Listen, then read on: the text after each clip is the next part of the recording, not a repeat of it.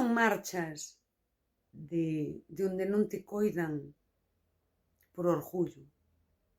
Marchas de onde non te coidan por dignidade, por amor propio. E iso é humildade afectiva, humildade emocional. Dignidade emocional é, nos vínculos, para min é,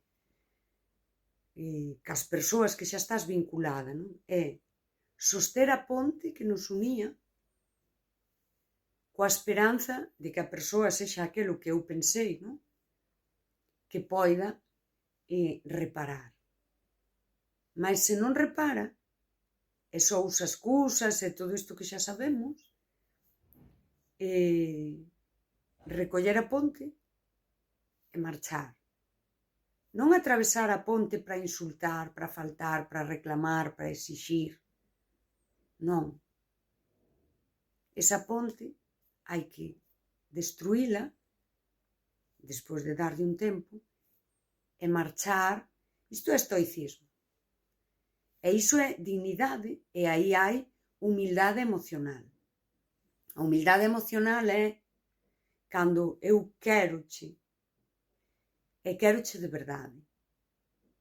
E ata cando erras, eu deixo ese camiño aberto para a reparación porque me importas. Mas, se non é unha reparación real, se non hai verdade, se non hai honestidade, daquela eu marcho. E isto nace dun amor san, que ti sentías pola persoa. E non tes necesidade de ferila. Por exemplo, non usas as cousas que ti sabes que lle doen, non as usas ao momento de marchar. Se a unha persoa que ti lle quixeches de verdade, de corazón, non a fires, aínda que te fira. Porque, non, é que eu digo de verdade, non a fires aínda que te fira.